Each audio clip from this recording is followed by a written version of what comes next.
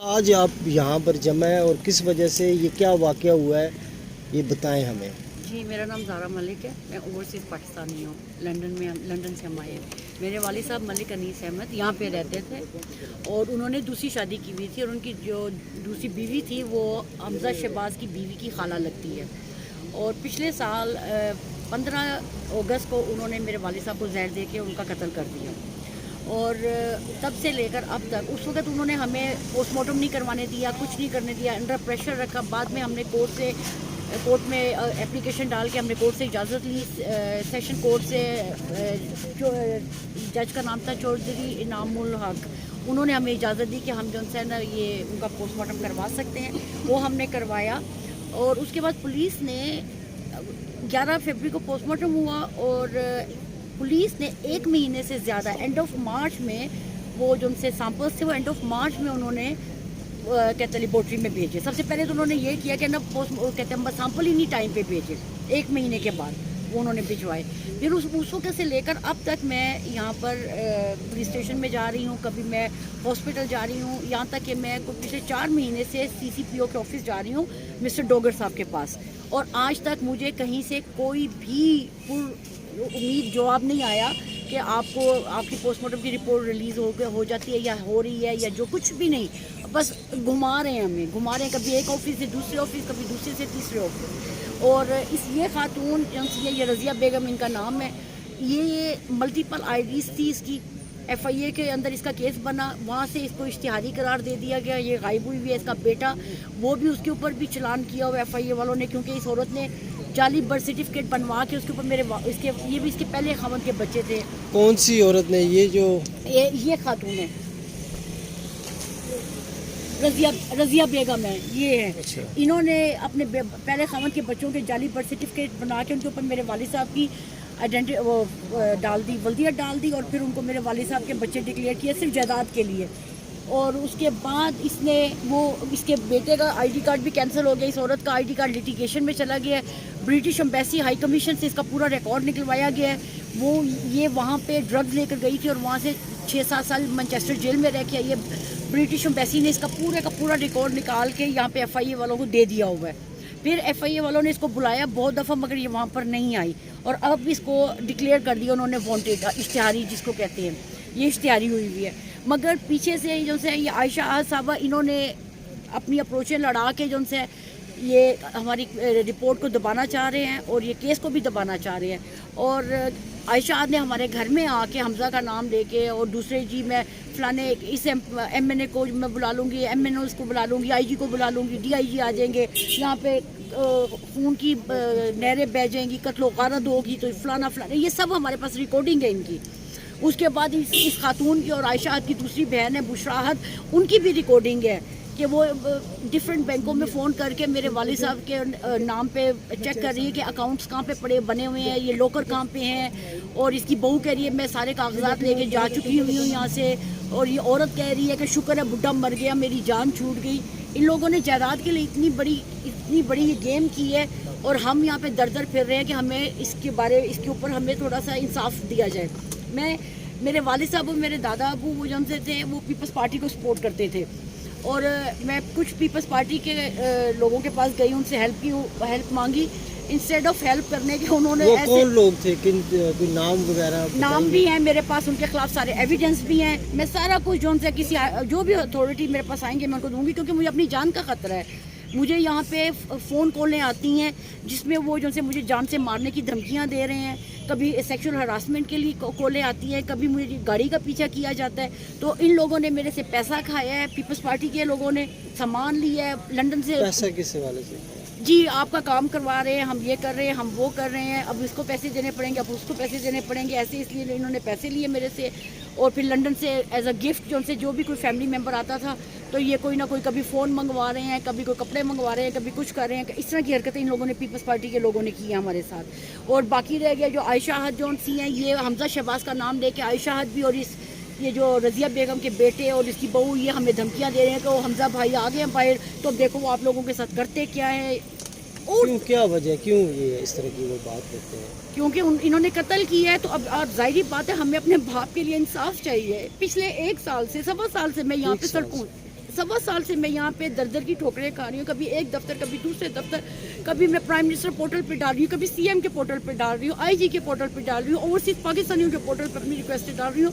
मैं लाहौर से मेरी बात बाहर नहीं निकलने दे रही है लोग, जिसकी वजह से मुझे आज यहाँ पे कैपिटल में आना पड़ा और यहाँ पे आके प्रोटेस्ट करके मैं अपने बाप का केस उठा रही हूँ। वहाँ पर भी आप लोगों ने प्रोटेस्ट किए? लाहौर में प्रोटेस्ट नहीं किया क्योंकि मैं लाहौर में मैंने आपको पहले कहा हमें जान का खतरा है।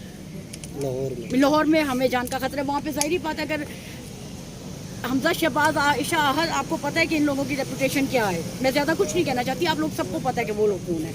इसी तरह पीपल्स पार्टी का अगर मैं बिलावल का वहाँ पे पोस्टर उठा के और सारी ये बात करूँ, क्या पता मुझे 2 दिन के बाद मुझे गोली मार दी जाए। अच्छा, आप इंसाफ के लिए करेंगे? मैं इंसाफ के लिए, और मुझे मार भी दें तो मुझे परवाह नहीं है। और अब मैं यहाँ तक तैयार हूँ कि अगर मुझे फ़ौरन से पहले इंसाफ ना मिला, मैं यहीं पे यहाँ पे पार्लियामेंट के सामने डी चौक के ऊपर जाके अपने आप को आग लगा लूँगी, क्योंकि मेरी बस हो गई है। यहाँ पे एक बेटी अपने बाप के लिए, मैं अपना घर बार, अपने बच्चे, अपनी फैमिली सब कुछ छोड़ के 1.25 साल से यहाँ पे बैठी हुई हूँ कि मेरे बाप को इंसाफ मिले। और यहाँ पे कहीं पे कोई भी सुनाई नहीं है। प्राइम मिनिस्टर साहब कहते हैं कि जी ओवरसीज पाकिस्तानी हमारे मुल्क का असासा है, तो ये है तो वो है, तो ये असासे के साथ ये होता है। आप मिनिस्ट्री गए हैं, ओवरसीज मिनिस्ट्री, या मिनिस्टर से की मुलाकात? मेरी जुल्फी बुखारी साहब से भी मैं मिली हूँ, मैं शेख रशीद साहब से भी मिली हूँ, मैं DGFIA वाजिद ज़िया साहब को भी मिली हूँ। उसके बाद मैं ओवरसीज़ पाकिस्तान जो से यहाँ उनका जो हेड क्वार्टर है वहाँ पर भी मैं गई हूँ, लाहौर में भी गई हूँ। कोई ऐसा डिपार्टमेंट नहीं है जहाँ पे मैं नहीं गई, मगर अभी तक मुझे कहीं से कोई भी पॉजिटिव आंसर नहीं मिल रहा, कोई पॉजिटिव हेल्प नहीं आ रही है मेरे। तो अब आप बताएं मैं क्या करूँ, किससे मैं फरियाद करूँ? आप अदालत में भी गए हैं? अदालत में भी गए हैं। 22A का वो हमने सारा कुछ करने, वो कहते हैं कि जी पोस्टमार्टम की रिपोर्ट आएगी तो फिर हम कुछ करेंगे। तो अभी तक पोस्टमार्टम की ये रिपोर्ट रिलीज ही नहीं कर रहे। तो वो लाहौर से ही होती है? लाहौर से होती है। मुझे तो ये है कि ना इन्होंने सैंपल भी इन्होंने गलत दिए होंगे, या इन्होंने पोस्टमार्टम की रिपोर्ट को इन्होंने जो उनसे आगे पीछे कर दिया है। मुझे किसी चीज़ पे अब एतबार नहीं है। मैं प्राइम मिनिस्टर साहब से रिक्वेस्ट करती हूँ, मैं चीफ ऑफ आर्मी स्टाफ से रिक्वेस्ट करती हूँ, मैं चीफ जस्टिस साहब से रिक्वेस्ट करती हूँ कि मुझे इंसाफ दिया जाए। मेरे वालिद साहब का जो है पोस्टमार्टम जो है, अगर वो ये हो रहा है पोस्टमार्टम का ऐसा मसला है, तो army chief of army staff से भी रिक्वेस्ट है कि वो आर्मी के अंडर आर्मी सुपरविजन मेरे वालिद साहब का दोबारा पोस्टमार्टम करवाएं और हमें इंसाफ दें।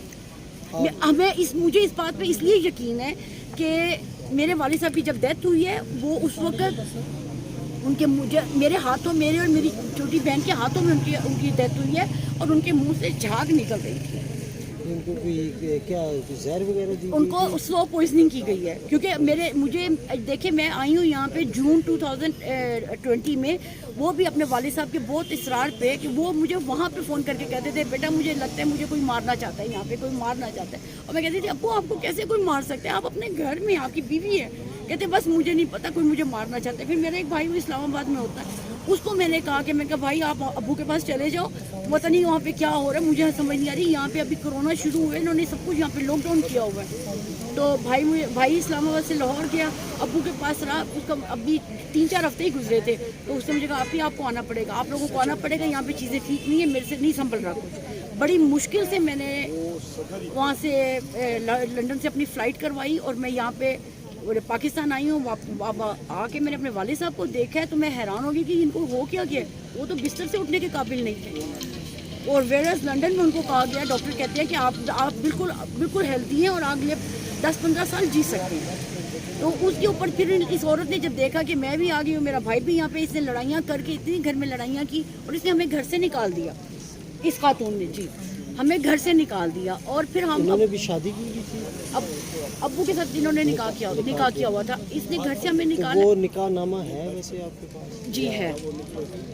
और इसने हमें घर से जब निकाला है तो फिर हम होटल में जाके ठहरे हैं। ये कितना अरसा पहले की बात है? ये वालिद साहब की जो है पिछले साल की बात है, वालिद साहब की डेथ से पहले। फिर मैंने वहाँ पे अपनी दूसरी सिस्टर को फ़ोन किया कि तुम आओ, मेरी बेटी आए और लोग आओ, यहाँ पे मामला ठीक नहीं है। तो फिर जब वो सारे आए हैं, वो आ गए वहाँ से। जब वो आए हैं तो इस और ये घबरा गई। और इसने जिस दिन मेरी सिस्टर आई है उसके दूसरे दिन इन लोगों ने ओवरडोज कर दिया वो पॉइजन, जिससे सडन डेथ हो गई मेरे वालिद साहब की। तो आपके वालिद साहब की कितनी एज थी? 77। क्या बिजनेस वगैरह क्या था उनका? ये रियल एस्टेट का बिजनेस है, प्रॉपर्टीज़ लेते थे और बेचते थे। फिर उनका गाड़ियों का शोरूम भी था, माशाल्लाह लंदन से वो काफ़ी उनका यानी कि इन्वेस्टमेंट लेकर आए थे। फिर हम लोग भी वहाँ से उनको भेजते थे। हर महीने में 3-4 लाख रुपया आराम से अपने वालिद साहब को भेज देती थी। और उसके अलावा मेरा भाई जो है उसने अपना घर बेचा, उसका जो है उसने सारा पैसा वालिद साहब को यहाँ पे भेज दिया। इस तरह के टाइम टू टाइम हमने अपने यहाँ पे, क्योंकि अब्बू कहते थे कि ना इन्वेस्टमेंट करनी है यहाँ पे करो, लंदन नहीं करनी, घर यहाँ पे पाकिस्तान में करना है, ये करना है, वो करना है। हम उनकी हमेशा उनकी बात सुनते थे। जब हमने कुछ लेना होता था तो हम पाकिस्तान पैसे अब्बू को भेज देते थे या आके दे जाते थे, तो वो यहाँ पे करते थे। मगर हमने कभी अपने वालिद साहब से पलट के नहीं पूछा था कि आप कहाँ पे क्या ले रहे हैं, क्या कर रहे हैं, क्योंकि हमें ऑब्वियसली अपने बाप से तो नहीं कोई औलाद ये सवाल कर सकती था। तो ये सब कुछ हमारे साथ हुआ है। अब मुझे इंसाफ चाहिए, मुझे प्रॉपर्टी का कोई लेना देना नहीं, मुझे कुछ नहीं चाहिए, ना मेरे बहन भैया को चाहिए। हम ये प्रॉपर्टी के लिए नहीं कर रहे हैं। अल्लाह का बहुत करम है, बहुत शुक्र है, हमारे पास बहुत कुछ है जो हम वहाँ पे बैठ के खा सकते हैं। ये जो आपके वालिद साहब हैं, इनके नाम पे कितनी प्रॉपर्टी थी लाहौर में? अब ये खातून इन्होंने क्या किया, जब हमारे वालिद साहब की डेथ हुई है तो इन्होंने जो कुछ मेरे वालिद साहब के जो उनके कागजात थे, जो ब्रीफ केस में पैसे पड़े थे, जो बैंक अकाउंट के चेक बुक्स और कार्ड्स और लॉकर की डिटेल, ये सारा कुछ चोरी करके ले गए थे। हम अपने वालिद की उनको देखने में लगे हुए थे और ये इन लोगों ने पीछे से ये सारा कुछ कर दिया। और इनकी आवाज़ें जो थी, जब हमें शक हुआ कि ये कोई चक्कर है तो हमने इनकी रिकॉर्डिंग वगैरह की, तो जिसके अंदर इनकी हमें बात ये सुनाई दी कि जब जहाँ पे इसकी बहू कह रही है कि मैं सारा कुछ उठा के यहाँ से ले गई, और ये औरत कह रही है कि अच्छा हुआ बुढ़ा मर गया। उधर से आयशा की बहन कह रही है, फ़ोन कर रही है बैंकों में, डिफरेंट बैंकों में लोगों को कि ये मैं आईडी कार्ड भेज रही हूँ। मेरे वालिद साहब के आईडी कार्ड की बात कर रही थी कि मैं आईडी कार्ड भेज रही हूँ, तो आप जो है ना पता करके बताएंगे अकाउंट कहाँ पे, इनका लॉकर कहाँ पे है, तो फलाना ढिमकाना, इस तरह की बातें ये लोग। तो जिससे हमें ओब्वियस हो गया कि इन लोगों ने ये काम किया है, वालिद साहब को मारा है, और झाग भी नहीं कर रही थी। और ये होता है ना, जिस दिन मेरे वालिद साहब की डेथ हुई है उस दिन हम जस्ट होता है ना कि इंसान को ये बात हो कि ना शायद ये जिंदा है, शायद जिंदा है। मैं, मेरा भाई और ड्राइवर, हम उनको हॉस्पिटल लेकर गए हैं। ये कौन से हॉस्पिटल लेके गए थे? वहाँ पे नहीं, नेशनल हॉस्पिटल नहीं, वो था हेल्थ ब्रिज हॉस्पिटल लेके गए दिखाने के लिए। सरकारी नहीं सकता, प्राइवेट हॉस्पिटल था, घर के पास था, वही सबसे नज़दीक था। तो वहाँ पर हम लेकर गए चेक करें कि इनको क्या हुआ है या कुछ ऐसा, क्योंकि हम तो यही यकीन में अपने आप को यकीन ये दिला रहे थे कि कुछ नहीं हुआ, अब्बू ठीक हो जाएंगे। मगर वहाँ पे पहुँचे तो उन्होंने कहा सॉरी, ये यहाँ उनसे पहुँचने से पहले एक्सपायर हो गए हुए थे। तो जब हम वो वहाँ पे हॉस्पिटल में गए, पीछे से पता नहीं लोगों ने क्या किया है कि पुलिस स्टेशन जाके मेरे दो भाई, मेरी बहन, मेरा बेटा और एक मेरा दूसरा भाई, वो दोनों, मेरा बेटा और मेरा दूसरा भाई अभी लंदन में है, हमारे खिलाफ इसने पर्चा कटवा दिया कि मुझे इन लोगों से जान का ख़तरा है, ये मुझे मारना चाहते हैं, तो इनको निकालो मेरे घर से। और जिस दिन मेरे वालिद साहब का फ्यूनरल था, क्योंकि हमने उनको सर्द खाने में रखा 3 दिन ताकि वो बाकी की फैमिली लंदन से आ जाए, तो जब वो सर्द खाने में थे, जिस दिन उनका फ्यूनरल हुआ है, उनके फ्यूनरल वाले दिन इस खातून ने कोर्ट में से जाके ऑर्डर ले लिए कि हम लोगों को घर से निकाला जाए। सो उधर से कोर्ट से एक ऑर्डर लेके हमें निकाल, अब्बू के फ्यूनरल वाले दिन ये कोर्ट से ऑर्डर लेके आई है कि हमें निकाल दिया जाए, ठीक है। उसके बाद अब्बू के कुलों वाले दिन हम वहाँ पे कुल बच्चे आए हैं मस्जिद से, वहाँ पे पढ़ रहे हैं, कुल हो रहे हैं, रिश्तेदार आए हुए हैं, सब कुछ है। अभी थोड़ा सा टाइम गुजरा है, कोई 8-10 गाड़ियाँ गूंस के साथ, जो गुंडे होते हैं, गुंडों के साथ वहाँ पे आए हैं, उनके हाथों में गन्स थी, और अंदर आए हैं और कह रहे निकलो निकलो निकलो, चलो हो गया, बुढ़ा मर गया, ख़त्म हो गया, चलो भागो सारे यहाँ से। तो वो जो घर है वो उनके अब्बू का था घर, ठीक है। और वो हमें डरा धमका के, ये एक DHA में हम रहते हैं, तो वहाँ पे पास ही वो सचपाल गांव है, वहाँ का कोई बिल्लू भट्ट नामी बंदा है, बिल्लू भट्टी है ना, बिल्लू भट्टी है, वो कोई गुंडा सा, वो जो से वो थाना A, थाना B, थाना C, ये सारे उसके पैर रोलते हैं। मैं खुल के बात कर रही हूँ मैं, क्योंकि ये सब कुछ हमने देखा है, वो सारे के सारे उधर एक फ़ोन कॉल, आपने उसका नाम ले लिया, आपको तो बड़ा खतरा भी होगा। खतरा है, बिल्कुल खतरा है। हमारे घर पे गोलियां भी चली, सब कुछ हुआ था, मुझे नहीं परवाह, मार दे मुझे आके। इस तरह की एप्लीकेशन आपने इंटीरियर मिनिस्ट्री में दी है? हमने हर जगह पे दी है, हमने हर जगह पे दी है, हर चीज़ बताई है, मगर हमारी कहीं से कोई हेल्प नहीं हो रही। और आज मैं एक बात कहूँ कि अगर मुझे कुछ हो जाता है या मेरी फैमिली के किसी मेंबर को कुछ हो जाता है, तो मैं इसका जिम्मेदार इस कानून को, इस मुल्क को, इस कानून को, और यहाँ के जितने भी ये जो से हैं ये इदारे हैं उनको ठहराऊँगी, यहाँ की फिर गवर्नमेंट को ठहराऊँगी, ओपोजिशंस को, सारी ओपोजिशन को ठहराऊँगी। अब क्या चाहते हैं? حمزہ شہباز मुर्दाबाद انیس ملک کو انصاف دیا جائے انیس ملک کو انصاف دو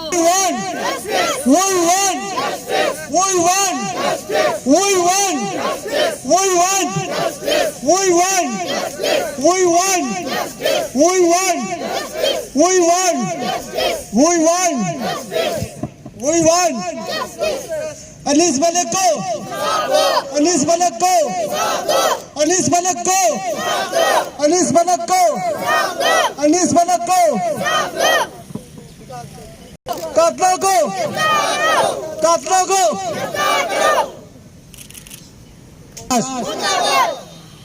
عائشہ احد عائشہ احد عائشہ احد عمر شیخ عمر شیخ اوورسی پاکستانیز اوورسی پاکستانیز کو اوورسی پاکستانی کو انیس ملک کو انیس ملک کو انیس ملک کو